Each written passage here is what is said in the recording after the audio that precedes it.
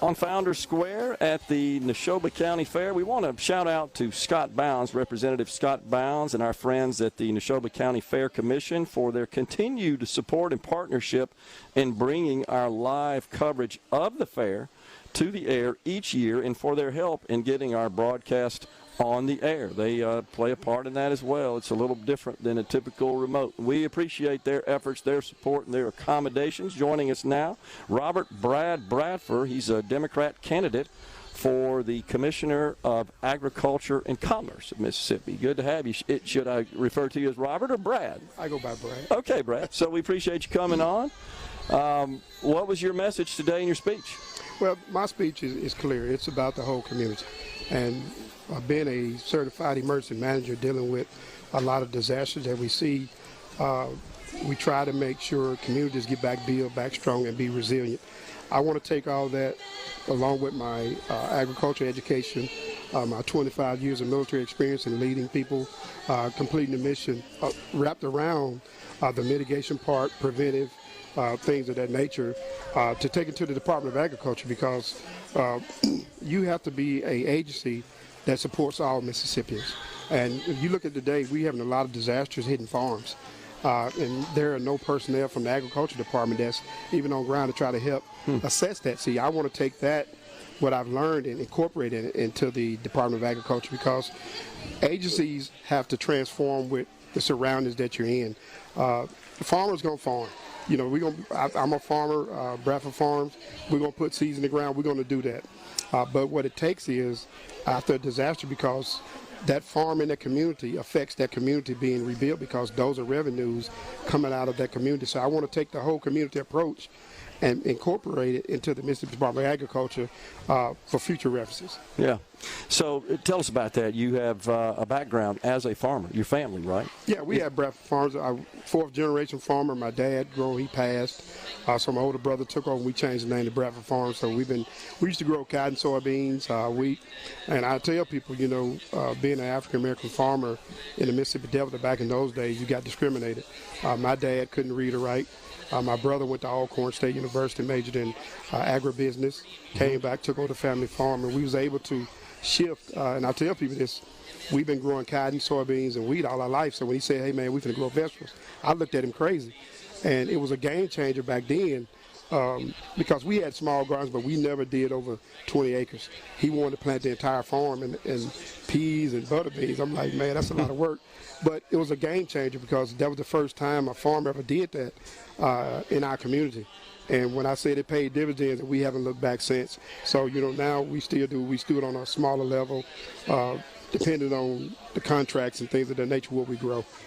So you've got some competition also in the race for Ag Commissioner as Democrats, Bethany Hill and Terry Rogers. How do you distinguish yourself from them? Well, you got to look at it. Experience, education matters when you're talking about executive position. I'm the only one with executive experience that understands state, federal policies, you know, on that level. You know, Terry, he's a great guy, you know, but you got to look at it. And that's one thing about me, I'm honest. A 19-year-old trying to oversee 220-some employees with their age ranges 30s on up. I don't know about you. My youngest son is 20 years old, and I'm still guiding him. You know, I would not trust him with, you know, my budget, let alone $20 million budget. So that's the distinction between he and I, the education. Bethany, great person too, but her platform is just one entity. You know, hemp is great, and I incorporated that into my whole community because that's in my vision, working with bringing those new industries in. But you have to realized you have to get community buy-in. I learned that from being emergency manager when you're dealing with the lowest level, because everything starts and ends at the city level. Those elected officials, they have to say so what goes on in their cities and their municipalities and their counties. So you have to have community buy-in. For her to just say, we're going to put hemp in the Delta. I'm from the Delta. You know, we grow soybeans, cotton, you know, vegetables, catfish. I'm from the catfish capital of the world, Humphreys County. You know, hemp is a great idea, but you have to be able to look at other resources where you're going to put that, because you got your security aspect of it, and then when you're growing that, how is that going to tell affects the neighborhood? Because everything affects the neighborhood where you put that. I'm like you said, charity starts at home. If you want to grow something, you grow it in your own home first. Then let me look at it, and then we can move forward with that. I see. So, Brad, have you built any relationships with members of the legislature? Have you talked to them about your candidacy, your ideas? Right. I talked to Representative Johnson. He's from mine. I talked to a lot of those. Robert Johnson. He's from my Butler. In all those around my community. But everybody understand that it's going to take the whole community. It's just not this side. And my idea of that, you got to be able to work with other state agencies, also federal. My plan to go in with the USDA. And have them MOUs. Right now, we don't have that. We have some just on paper, but they're not actually doing it in deed. And we have to partner with those to make Mississippi great. What about building a team? Have you thought about who you might bring on? Should you be elected to the Ag Commissioner? Well, you got a lot of great people in that. And being a military leader, you don't go in and get rid of everybody because that's expertise. And you give those agency personnel a chance to work. That's one thing about me, like being in the military. As military leaders, you take command over these companies and battalions. You don't choose your people. But if you go in with a great vision and try to instill that vision in them and making sure they're going on the right track of your vision as a commissioner. So, I don't like to replace people because that's experience. We get in, we can work together. So that's when you start dividing, when you come in and bringing your own team and stuff in. So I won't do that. Of course, the commission primarily deals with the agriculture industry, of course, and as such, you're responsible for promulgating policy that affects farmers. Have you talked to the farmers about some sort of policy changes that they need, that they'd like to see implemented? I'm a farmer myself, so I've seen it. I've been there. So I understand what they're going through, so it's second nature to me. And also, trying to bring that help to the state of Mississippi because there's no, you may be a large farmer with 3,000 acres farming cotton or you do a rotational crop in the wintertime, but everybody play a vital role in it. And you have to understand that bringing those people to the table, see, that's what the whole community approach is. Get those large farmers, get those small farmers. Let's get at the table because what affects them also affects everything that trickles down. So you have to build a team based on the community, not just what I assume of that. So because everybody's different, everybody farms different things. Are you concerned about the large explosion of just big companies, major corporations that are entering the farming industry, buying up land across the country, honestly? Right, and we have to stop that. We have to, and that's why I always say everything starts and ends locally. We have to get back to the small because large farmers, you started small. Over the years you acquired and leased land to get up to where you're at, or like everybody, you inherited it. Yeah. So those are the two ways, but we have to start taking care of Mississippi.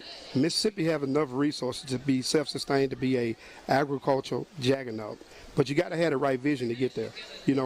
That's why my vision is a 4-year plan. That's what I intend to do.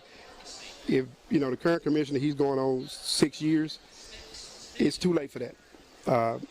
You have to start thinking now for the future. That's why my campaign is sowing good seeds. The time now is to put the seeds in the ground. I may plant, but somebody else may come by and water, and somebody else may harvest. But you have to understand, being a ag guy myself, ag major, the first 6 inches of any soil is the most fertile. So you got to take care of the top first. Don't worry about the deep of the root. You take care of the first 6, and all those play a vital part in that seed growth, and that's what I intend to do. Brad, you talked about a plan. Is this something that the voters can access? Is it? Have you published your ideas for the office? Yeah, right now I hadn't done it because I'm getting through the primaries. Okay. Yeah, so once I get to the primaries, I'm going to find my plan and what it entails because it's as we call it, learning emergency management, it's a wicked problem. A wicked problem is a problem that's out there. Can't nobody seem to solve, but you continue to chip away at it to get the best knowledge, to bring the best people in, to produce the best ideas for this agricultural growth. I look at this particular office, Brad, and I kind of scratch my head. I think a lot of voters do. Is why is party affiliation important? I mean, is there something different about being a Democrat agriculture commissioner versus a Republican? Well, only 2 things that's red in agriculture. That's strawberries and blueberries. So you have to understand, you look throughout the whole United States, there are 13 states that elect ag commissioner. I'm against electing ag commissioner, but it's just something we have to do because our ag commissioner should be appointed just like the MEMA director, just like the director of transportation, all those directors, because you can't have a party affiliation. You know, agriculture is for everybody. You know, we all breathe the same air, but don't nobody complain where it comes from, do they? You know, there's no red side of air, no blue side of air, blue side of air, but, you know, that's where I'm flexible at, because being in the military, I've worked for Republican presidents, I worked for Democratic presidents, but one thing I understand is getting the mission done, and that's what I've always done. You know, I've been out the military since 2016. A lot of my soldiers still respect me. They call me back and say, hey, sir, we need you back in. I said, no, I can't do that because I'm married. My wife is tired to give it up. But it's just that leadership style that you have to have and be able to change the dynamics of an organization. And I know for a fact that I have all that than any candidates in this race. Brad Bradford, candidate for Agriculture Commissioner, has been our guest. We appreciate you joining us, Brad. Good luck to you. Thank you, man.